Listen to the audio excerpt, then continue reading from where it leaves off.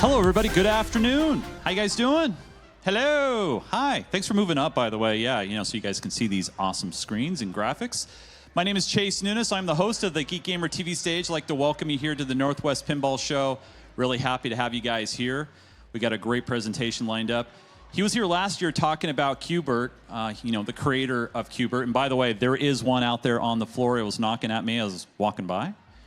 And now we got him back again to talk about a Laserdisc game that maybe some of you have not played.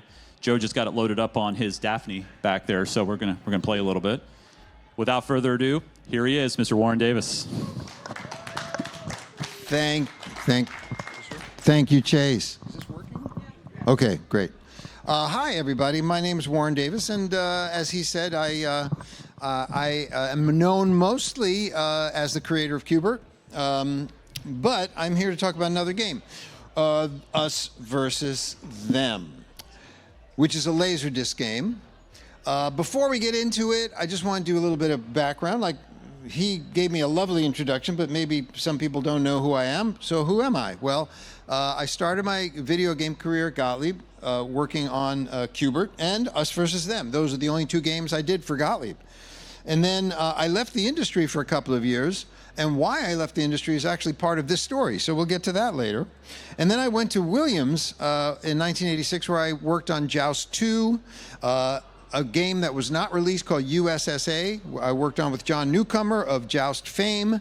And then I helped develop the system that became NARC and started down a road of digitizing graphics so that we can use live actors and digitized images in games. And then in 1988, I worked for Premier Technologies to do a game called Exterminator, also a very rare, little-known game. And then back to Williams for Terminator 2. I was on the Terminator 2 development team, the Revolution X team. I further worked on my digitizing system, which was used for Mortal Kombat, NBA Jam, and pretty much every game that Williams came out with in the 90s. Almost, not all. Let's see. And then I went to Disney Interactive, and I worked on home games for Disney Interactive. For a short time, I was an Imagineer. Very short. And then I quit after 4 months. But that's another story in itself. I worked on a Spyro the Dragon game, the one that was the least popular of all of them. And then I worked on a game that was not a game, it was more of an edutainment title where we mapped the entire moon and let you explore it. Called the Lunar Explorer, and this was years before Google Maps had Google Earth and Google Moon, but they basically did the same thing we did. And then I worked for ILM, Industrial Light and Magic. For a short time, I worked on previs software for movies. And then since 2010, I've been a software consultant, working for a variety of companies, currently mostly Sony. Working on mostly non-game related things, occasionally game-related things. Anyway, that's who I am. I've been around a long time. I'm old. But let's go back to 1982. So if we're talking about 1982, what was a typical game system in 1982? Well, it had 256 pixels by 240 pixels screen resolution, foreground plane with sprites generally, with maybe a background plane. Maybe you had to draw everything on the screen. Usually 16 colors was how much you had, and this was like games like Pac-Man, of course, and Donkey Kong, and Dig Dug, and of course Q Bert. All were in this cartoony realm of games. 1982. 1980, the video games grew incredibly fast for about 10 years. And then 1983 was a really bad year for the arcade industry. There was a crash. And why? Because, well, one thing, oversaturation. People jumped on the video game bandwagon. They were making games and games, and many of them were terrible.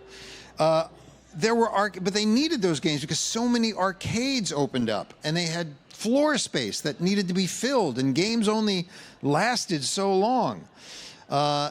Players used to love it when a new game came into an arcade. They would flock around it, and then after a while, it was kind of like, because they just got sort of gun shy. Anyway, the arcade industry was hurting for a short while, and this is all the stuff I just basically talked about. And competition from home systems is another one. So what are you going to do, basically, You need some new thing to come around. Well, guess what? There was this thing called the Laserdisc. And it's actually technology that was developed in the late 1950s. The first Laserdisc, it wasn't a Laserdisc, I think it was called I can't remember what it was called. It was transparent. It was a transparent disc. Anyway, it went through development through the 1960s and the 1970s, and actually in 1978 is when it was sort of introduced as a consumer thing. And for those of you who've never seen one, a Laserdisc looked like an LP, looked like a vinyl album, it was about the same size. But it looked like a DVD, which of course DVDs didn't exist until the 90s. So it was better than its competitor at the time, which was VHS, but it really didn't catch on in the consumer market. Only people who were like real videophiles or really cared about the quality of your video, because it was definitely better than VHS, right? VHS was terrible. But so the game industry was like, okay, well, we should get on this. We should use this.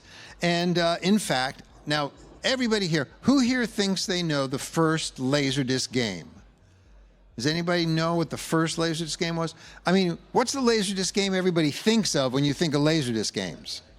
Dragon's Lair, right. A lot of people think Dragon's Lair was the first. It was certainly the most popular. But so that's the one that people think. But actually, before Dragon's Lair was a game called Astron Belt. But even Astron Belt wasn't the first. Does anybody remember Quarter Horse? No? Quarter Horse was basically a betting game. You were betting on a horse race, and the only thing that top monitor, which I think the top monitor was where you watched a race being run. It was non-interactive. It was just playback. But technically, it's the first Laserdisc game because there was a Laserdisc player in there. Anyway, so the industry did start to embrace that. In fact, in 1983, all of these games were introduced at the November AMOA show, which was the industry trade show, the big show in the video game coin-op industry. All of these games came out in that year. Dragon's Lair came out a little earlier in the year. Space Ace came out later in the year. But you know, the one I really want to talk about a little bit in more detail is Mach 3, because Mach 3 was made by Milestar or Gottlieb. Now, was anybody here last year for my Q Bert talk? So you might remember the story, but I'll tell it again very briefly. So Gottlieb, pinball manufacturer for decades and decades, went into the video game industry, and then they were bought by Coca-Cola. And somewhere along the line, somebody at Coca-Cola thought, maybe we should change the name. Like Gottlieb, historic family name with a lot of sentimental value. Yeah, we don't want that. Let's get rid of that. We'll call it something really creative. So they got everybody in the company together, and we all sat, and the president of the company stood in front of a piece of cardboard with a sheet on it, and ready to unveil the new name. And the new name was Milestar. And that's what they called it, Milestar Electronics. And I was there, and the first thing that came to my mind, which unfortunately I said out loud, was, does anybody realize that's rat slime spelled backwards? And they did not. And they were not amused. Anyway, so they made Mach 3 was their first foray into a Laserdisc game. And basically it was the same hardware as Q Bert, except they replaced the background plane with video footage from the Laserdisc. And the foreground plane was basically the same. So let's see. Some things about Mach 3. It was created by Chris Brewer and Fred Darmstadt. Sounds mostly by Dave Thiel. I tried to confirm this, and here's Dave Thiel here. And then like I said, the hardware is basically the same. And the flying footage was made by a company called Clay Lacy. And Clay Lacy was a guy who filmed flying footage for many big movies that you've seen. Somehow we hired him, and he made the footage that we needed for Mach 3, which I believe, is this.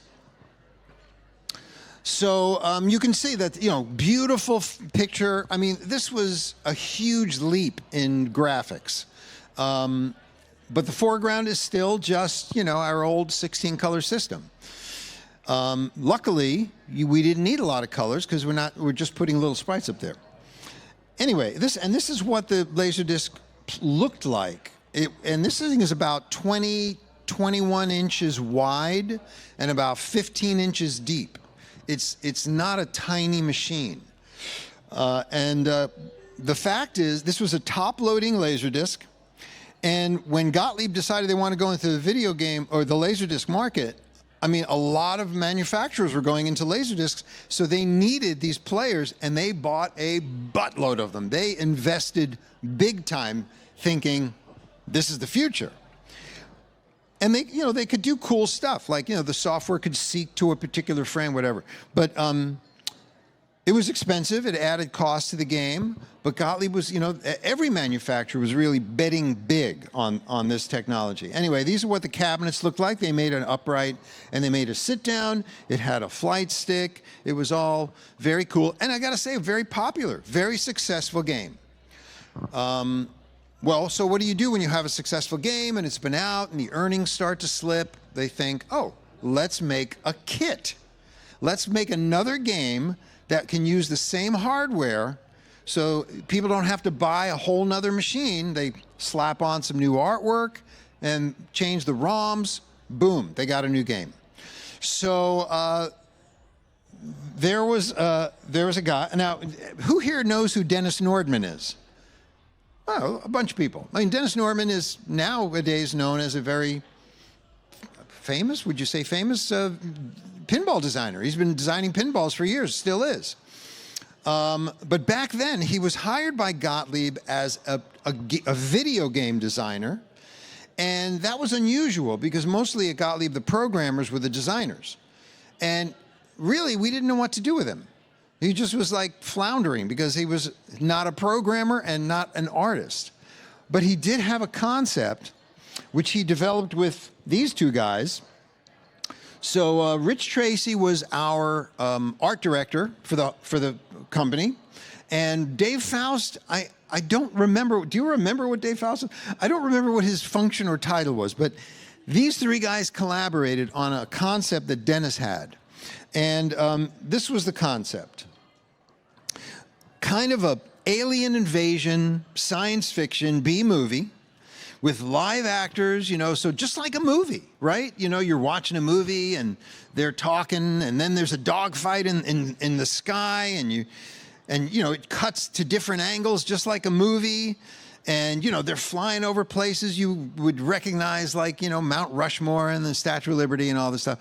And it was a great idea. But he came to me basically because he didn't have a programmer.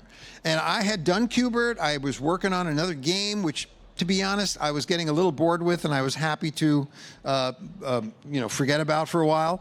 And so he said, are you interested in this idea? And I was, because I liked the idea of making a Laserdisc game. That was the hot thing. But I saw some problems with the concept. Like, I feel like it would be jarring if a player is playing and the movie is cutting from angle to angle in the middle of a dogfight. It's great in a movie, but not for a game. So we kind of massaged it a little bit, and we came up with this thing, alien invasion, science fiction B-movie. I was cool with that. And we would put scenes with live actors at the very beginning of each wave of gameplay. So you might have 10, 15 seconds of a little acting scene, and then you have a minute of gameplay. And maybe you have a little tag at the end with the actors. And so we tell the story as you progress from level to level. A story is being told, but very slowly. The viewpoint would not change within a level, but it would change from level to level. So maybe the first level you're playing is first person, you're behind the plane, but then it's a side scroller. And then maybe you're just slightly above, looking down on the plane. So we wanted to shake things up.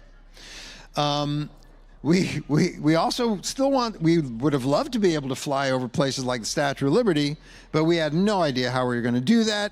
So we just tabled that. Let's see what we can get. And We also, this was, I think, Rich Tracy's idea, is to have gags, things happening on the ground. So in the middle of a wave, you would cut to something happening on the ground. And I kind of resisted this because I thought, same thing about why I didn't want to change angles. I thought if you're in the middle of a wave and you're lining up a shot or whatever, and then suddenly you cut to something happening, I just thought that would piss players off. As it turned out, I was wrong. I mean, that was one of the most popular things. People loved it when you cut to something and just had a little breather and a laugh. We also, I think this was Dave Faust's idea, is to have a forest level. So in 1983, Return of the Jedi came out, and there was the forest scene, and he just blatantly wanted to do that, rip off the Return of the Jedi. So it was like, oh yeah. And he knew of a forest in Michigan that had all these trees planted in like a grid so you could maneuver through them, and we went and did that too. And then finally there was a thing about the mothership. So as the story progresses, it's an alien invasion, and we have multiple fighter pilots over different locations fighting these alien ships, but eventually there's a mothership. And one of our fighters enters the mothership. And so we had mothership levels. Well, this is a lot. And you know, to this day, I have no idea where we got the budget to do this. I was not the money guy. I was literally just like designer programmer. And Rich Tracy was doing a lot of the producing. So, but all of a sudden, a lot of things just magically happened. Anyway, well, the first thing we had to do was write a script. So we actually wrote a script, and we had, little like 10 to 15 second scenes. And we had a whole slew of these scenes written out. And I also had this idea that I kind of wanted to have randomness so that every time you play the game, you might not see the same background, or you might see a slightly different version of that scene. I just want to sort of play with people's minds so it's not the same thing every time. So we actually wrote alternate versions of some scenes. And we, when we actually filmed them, we had the actors film things different way. We put the camera in a different place. We'll get into that in a bit. So we have to go, how do we make this game? Okay, we don't have any idea. Dennis and I are sent to California, where somehow Rich has found a couple of guys in California to be our flying footage producers. So here we are, 1983, California, that's me, that's Dennis and the other, staying at the Sheraton Universal, and we go to meet with these two guys in Hollywood. These two guys, who I wish I could remember their names, I do not. They take us over to Clay Lacy's in Burbank Airport. Clay Lacy, who has a Learjet with cameras in it. There's a camera in the front pointing out the nose. There's a belly camera that hangs out the bottom. And we fly in this Learjet. And we fly over to Arizona, to Lake Powell. That's Dennis and one of the crew guys from Clay Lacy. And we just are flying over Lake Powell, Arizona. Now, we had to explain to the producers and to the pilot what we wanted. So we needed a particular angle. We needed to keep the plane going in a straight line. But we wanted different angles. We also caught some farmland that same day. We caught some clouds that same day, just flying through clouds. Here's some of the actual footage we got. So this was clouds. Now, the other thing we realized as we got footage back, we realized, well, you need to speed this stuff up. I mean, a Learjet goes very fast, but it doesn't look fast enough. So we had to speed all of this up. And if it looks like we're low to that water, we were low. It was weird how low we were. I got motion sick in that Learjet, and we had to sit down at some little tiny airport in the middle of nowhere, and I had to buy some Dramamine. And then the rest of the day was a little bit of a haze because I was in sort of a Dramamine fog. But so we explained again about our angles. We wanted all these different angles. So, and this was a weird shot because we decided maybe we want to fly backwards. Maybe we want the plane, our plane facing us. We had all of these weird crazy ideas. But we did it. Now, the producers, the guys we trained during this day of flying, they went off and shot elsewhere in the country. They went to San Francisco. They went to Hawaii. That might have been it. But we did get the Golden Gate Bridge, and we got like Diamond Head and Waikiki. And they were just sending footage back to us. Now, the forest. We also needed this footage for the forest scenes. Now, this is a forest in Michigan. We hired a Steadicam guy. And now Steadicam was brand new. There weren't a lot of Steadicam guys. But he was like one of two in Chicago. And he was fearless and willing to do anything. And he came out with us. Here, I'm going to switch over to this. Yeah. So he came out with us. He sets up his Steadicam. Now, by the way, it's dead of winter. This is like 1983, but probably November or December. So everything's covered with snow. It's freezing, and we have to figure out how we want this to work. At times, he strapped himself to his truck and had his assistant drive him to get driving when there was a road. Mostly we were just walking. Anyway, so we were there 2 days. We were there 2 days in Michigan. The first day we shot a bunch of stuff, but we didn't know how it was going to turn out. We didn't know what we were doing. So he's like, well, we should send the footage back to Chicago and have it developed overnight and watch the dailies in the morning. And we're like, well, how do you do that? I mean, we're in Michigan. He's like, oh, yeah. So he makes calls. Cans of film footage are shipped to Chicago that night, developed overnight, and shipped back to us in the morning. So we've got this can of film with our dailies, and he calls up local movie theaters. And he just says, hey, we're making a movie, and we need a place to see our dailies. And he found this guy who said, sure, come on by. 10 o'clock in the morning. We go into this theater. We have this entire theater to ourselves. We queue up our reel of film and we watch. And we were like, okay, this works, this doesn't work. And then we went back to the forest for more filming. So that's how we got our forest footage. And here's some of the raw footage. And so basically this is just, it's sped up. This is just him, running through the forest with his Steadicam. And he I had him run right up to a tree. Because the idea was you would have the plane would have to avoid trees. So in the editing, and this is the actual game, in the editing, it's just all dissolves and stuff, and the trees come in, and you have to avoid them, and, it's collision detection, which was somewhat easy to do because I just knew where the trees were in a particular frame. I knew the X and the X1 and X2. Anyway, it was crazy that it worked. And it was fun to do. But, so we had all these locations, but one location we still didn't have was Chicago, our own lovely Chicago, where we were based. So again, I don't know how this happened. We hired a helicopter, and our trusted cameraman, his name was Greg, and he mounted his camera onto the side of the helicopter with the door open, and he strapped to it, and that's how we flew. We flew with him, with the door open, and him manning the camera. And I was in that helicopter, and it was 26 degrees below zero. So we had him, that was a problem getting the camera to work because the cameras don't like cold weather. I took a lot of photographs from the helicopter. This is one beautiful winter day in Chicago. Is anybody from Chicago? So I don't know if you remember the S curve on Lakeshore Drive. Yeah, this is the S curve. Doesn't exist anymore. It was a 90-degree turn in the middle of this highway. They got rid of it, but there it is. And that's my house. That's where I lived. We flew over it.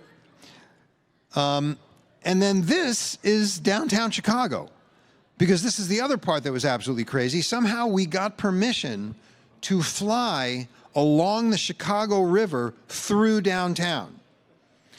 And here's a little bit of that footage. So this is actually in reverse. Now, we came in the other direction and we reversed it, but this is one of the levels in the game where you're flying in reverse. And that's That's just us flying. Of course, again, sped up, but just crazy that we actually did it. And of course, we got the other angles that we needed. So we got a nice side scroller. So there's a level in Chicago where you're side scrolling. Now this that we just saw was one of what we called the interstitials. That's where we would cut away to something happening on the ground. So here's a little compendium of some of those. So this was in the desert. They're just silly gags, but we actually had auditions, and a lot of the actors were family and friends, but some of them were not. We actually had auditions. That's Dave Faust. That guy was Dave Faust, but the woman was just an actress we found. This guy I'm still in contact with. His name's Greg Franklin. Yeah, just silly stuff. Oh, and then of course this is the end of it. They had our producers in L.A. Hired a helicopter to do that helicopter shot of the Hollywood side. So it actually worked out pretty well. Then of course we had our scenes with the actors. Now we had to go shoot that. We hired these actors. We had a production company in Chicago build this set, and we shot this thing. Now, the director of this, he didn't really get what we were trying to do, I think. And, he's used to shooting, like, industrial films. So they're very dry, and they're very static, and they're very uninteresting. So I was kind of like a bug in his ear going like, can we drop that camera a little bit, point up, or can we get a little bit of a Dutch angle? Truth be told, when I was in high school, my two chosen film careers were either computers or filmmaking. I loved making films. I made films as a teenager, and I almost went into filmmaking as a career. But this was my opportunity, since I hadn't, to get my filmmaking Jones out. And so, I ended up basically directing the actors and directing the angles, and he just told the cameraman what to do, and I was perfectly happy. Here's some more pictures from the set. We had a full crew there. And I don't know how well you can see it, but this was our cockpit set. So we had 6 fighter pilots, and at various levels. We would check back in on each of the different fighter pilots, and this is where we shot them. And you'll notice that this pilot has my name on the helmet. I'm actually in that helmet. This was my little cameo, so I'm not seen, but I am in there literally. And here's a little tidbit I didn't even notice until I saw this still. I grabbed the still from the video. I'm wearing a little Q Bert. I didn't even remember that. So I thought that was kind of hysterical. So we got all this flying footage coming in. We got the scenes from the actors with all that, which had to be edited. And then the one thing I think I left out is the mothership, and I wish I totally forgot. I have some old footage of this. Our producers in LA did this special effects stuff. So they created this image. This is actually a screenshot from the game. They created this image. The plane, the fighter jet, is superimposed, but it actually animates. And this is a scene where the fighter pilot is flying into the mothership. But they did this, and they also did this thing, because the actual levels that you played in the mothership were similar to the forest, in that there'd be these energy fields with little things cut out that were sort of different shapes, and the plane rolls from side to side. So you had to orient your plane to go through a hole. So it was a little challenging. It was a little fun. It was a little different. I really was hoping for, making each level a little bit of different gameplay for variety, because every level was like another game. It was like coding another game. Anyway, then we had to edit, and I did all the editing. Basically, this is a 3/4-inch U-matic machine. I don't know if anybody remembers those. It's an analog tape system, and Gottlieb bought this. I don't know what we did for Mach 3, quite honestly. I don't know if somebody edited outside the house, but we had this for me, and I was programming during the day and editing at night, basically. So you have two systems. One is the source. One is the, what's the opposite of the source? Master, slave, I guess. And then you had a controller, and basically you'd queue up your raw footage on one side, pick your in and out points, and then the machine would just roll the tapes, and you just sit back and it would record it onto the final. And that's how we edited things together. So much easier nowadays. And then let's see. So then I had to code the game too. So it was like, the idea was I just wanted to keep it very, very simple. And I can't read this. I apologize if the text is too small. I'm used to having this on much, much larger screens. But so yeah, there was a first person, there was a side scroller, there was a reverse, there was a slight down. And what you could do, you had two buttons next to your flight stick. Just like Mach 3, because we needed the same control panel. So in first person, the two buttons would roll your plane right and left. But for other things like the side scroller, it would allow you to shoot forward and shoot in reverse, because your plane could move all over the screen. So sometimes you might want to be on the right side of the screen shooting backwards. Sometimes you might want to be on the left shooting forwards. Anyway, so this is how we coded. I actually borrowed from Chris Brewer, who coded Mach 3, his system. He had a system to make a pseudo 3D world. So there was a little bit of perspective, so things went into the distance and perspective.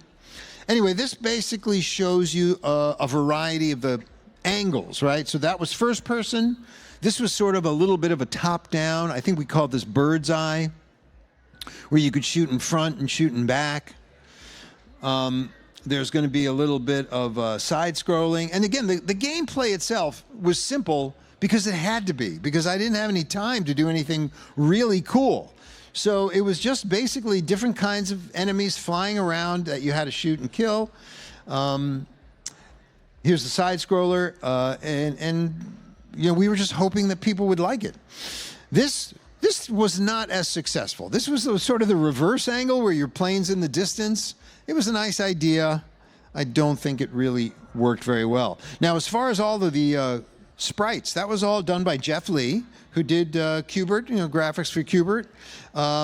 He created this little model plane out of a little teeny cardboard, and luckily it was all grayscale, so it didn't really need a lot of colors to look really good. And Jeff was a genius that way, and so couldn't complain. Looked really fantastic. So the deadline for this was a trade show called the AOE in March of 1984. And as you can imagine, I am furiously pulling all-nighters, trying to get this all together so we could show it at the show. Well, and I apologize if you can't read this writing, it's very small. So that was the goal, AOE. We realized very quickly that was impossible. So what are we going to do? All right, well, we downscaled. We decided, instead of having 13, 14, however many levels, we were just going to do 6 for the show. If we could get the first 6 levels going, at least we could show it and get people excited about it. But to get a Laserdisc, you have to have the edited thing, and then you have to send it out to a company, and they create the Laserdisc and get it back to you. And if it's not right, you got to go through that whole process again. Oh, by the way, the one thing I haven't mentioned, because we don't have sound, unfortunately, is the score. Every one of these levels had a fully orchestrated musical score composed by Dave Zabriskie. I don't know if anybody here is familiar with Dave Zabriskie, but he was doing sound design for video games at Gottlieb, but he was trained as a composer. And when he saw this, he was like, please, let me compose the music. Let me compose the music. And he composed a phenomenal John Williams-like score. And I really wish we had sound. I mean, you can go online and watch it, but phenomenal. I mean, and Gottlieb let him hire, I think it was a 12-piece, maybe a 20-piece orchestra. I don't know. And they went into some recording studio, and I would just get this music back, and I'd be like, this is incredible, Anyway, so it was really, really tough to make anything. And literally 2 days before this show, and I knew I was going to get it ready for the show, but 2 days before the show, the guy in charge, the guy who was running the division at the time, his name is Frank Ballou. he came to me and he said, "We're not going to show it." And I was crushed because I had been working so hard, and I was very proud. I was proud of the game. So it did not go to the show, unfortunately. But that gave us more time. So we finished the game, and here's the crazy thing. It went out on test, and it did really well on test. It was testing through the roof. The test results were so encouraging that management decided not to just release it as a kit. They decided to make dedicated units, new units. And we thought this is destined to be another success. Everybody was patting themselves on the back. It was released in July of 1984. And I gotta say, it got some nice press. It got some good reactions. This is an article written by Roger Sharp for one of the video game magazines. Yeah, Video Games Magazine. And you know, he's got some very nice things to say about it. That was in July, and these things are written, by the way, a little, you know, before press. So, but then the next thing that happened was September of 1984, Gottlieb was shut down by Coca-Cola. We walked into work one day, and our VP of engineering, Ron Waxman, said, "We're closed. Come and get your, you know, severance papers." So that was a hard thing to do. And, you know, I think a large part of that was not necessarily us versus them. I think a large part of that was the industry in general, Laserdisc in general. Like, for example, here's a little thing from one of the trade magazines. It said, 1984, even Orwell couldn't predict how bad it was. And it was especially bad because everybody put their hopes in Laserdiscs. And they just didn't pan out. And we'll talk about why in a second. The other thing I forgot to mention was when the problems with the Laserdiscs in the field happened, Gottlieb's distributors, the people who buy the machines, they all canceled their orders. And then Gottlieb sued their distributors. It was a mess. It was a mess. So sadly, us versus them was sort of embroiled in the middle of this. Now, okay, so now why did this fail? Why did the Laserdisc boom, the promise of a brighter future, why did it crash? Well, okay, obviously the players were expensive. It added quite a bit to the cost of the game. But in addition, I don't know how much we spent to make Us versus Them, but it's a lot different than just paying a programmer to sit for 3 months and code a game. You know, we got, flying footage and actors and this and that. I mean, I cannot even imagine what they were spending. The earliest players, like the ones we were using, the ones that Gottlieb bought a ton of, were very early players, and they were consumer models. They really weren't made for industrial type conditions. There were problems. They were susceptible to heat. The discs would warp from the heat in the cabinet. They were susceptible to dust. The dust would make the players not function. If the players didn't function, then the person playing the game, the game would crash, and the person playing the game would go to the operator and say, "I want my 50 cents back." And you don't make money that way. Then, of course, there was the cabinet abuse. Like, if you banged on the side of a cabinet, the Laserdisc would skip, you'd lose your game, and then you would go get your 50 cents back, right? So all these things contributed. Now, obviously, when a machine is not working, it's not earning. So increased downtime was a problem. And the other thing was that, I showed you all of those Laserdisc games that came out in 1983. They weren't all great. Some of them were really just jumping on the Dragon's Lair bandwagon. I'm trying to think. I can't even read what this says. Let's see. Yeah, it doesn't matter. It says nice things about Us versus Them. So Us versus Them was recognized as one of the better of the Laserdisc games. In 1984, really only a few. So 1983 was when a lot of these games came out. But in 1984, not too many games came out. Japan, it was somehow much more, a little bit more successful in Japan than it was in the US, but that was basically the end of Laserdisc games in the arcade world. So here's the little epilogue Nowadays, we have two things that make these games much, much easier to play.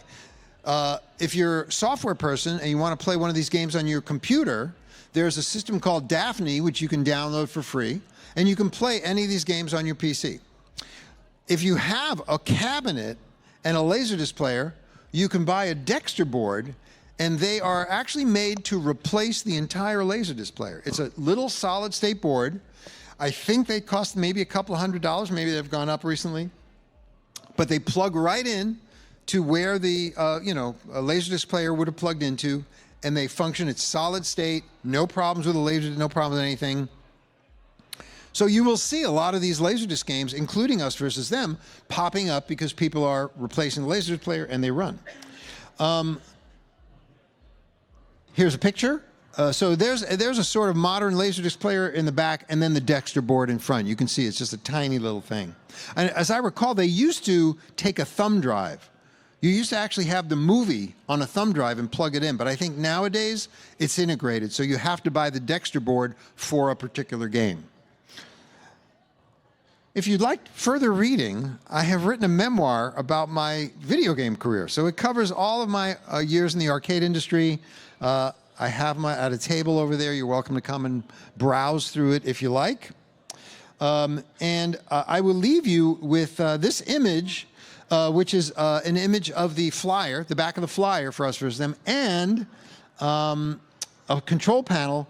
And here is, again, without sound, I apologize, I wish I had the sound, the entire attract mode. This is what you would see while you were not playing the game. I wish I could do the announcer voice. Something. Us versus them. No, it was because he was saying, I don't know. He has a whole thing that I don't know. I didn't memorize it. I was hoping we'd have sound. Oh, wait a minute. Will it come out here? No, I'm not getting any sound. That's okay. Anyway, but this is what it looked like, and this is setting up the control room. The guy, by the way, playing the commander of the control room was a friend of mine from my acting class. I was taking an acting class at the time, and this guy just looked the part. He had that Robert Stack model, 40s model. There's a Jeff Lee. All of the names on the helmets were people involved in the thing, and I actually did the voice of the White Knight, the guy with the white. So that was my voice, but I physically was in the green helmet, which makes no sense, but I don't know why we did that. Anyway, thank you. I'm happy to entertain any questions. Anybody have any questions? Yes, sir. Oh, wait. I am instructed to tell you there's a microphone over here. If you don't mind, if you have a question, come over to the microphone so everybody can hear it. Wait, hold. Okay. So when you're filming the footage of the airplanes so was somebody holding those on the sticks and moving them around, or how does that work? Well, the computer's doing that.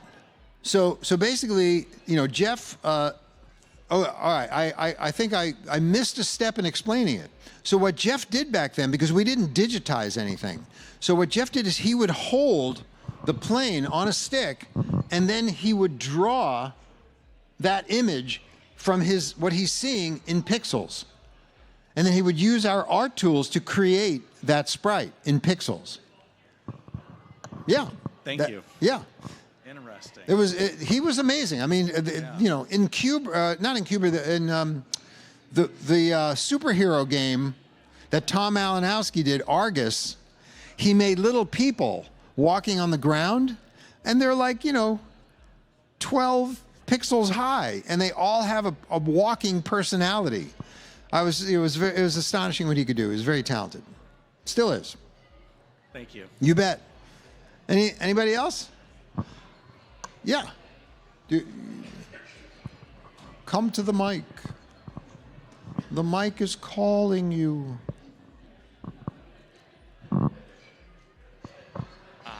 Hi. Oh, Hi. Okay.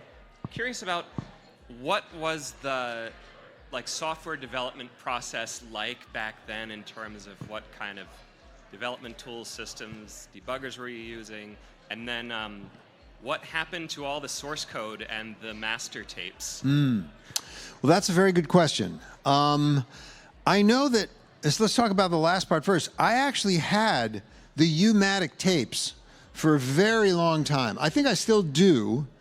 And I tried to find a U-matic player that was working, and I was able to digitize some of the raw footage, but it really wasn't in good condition.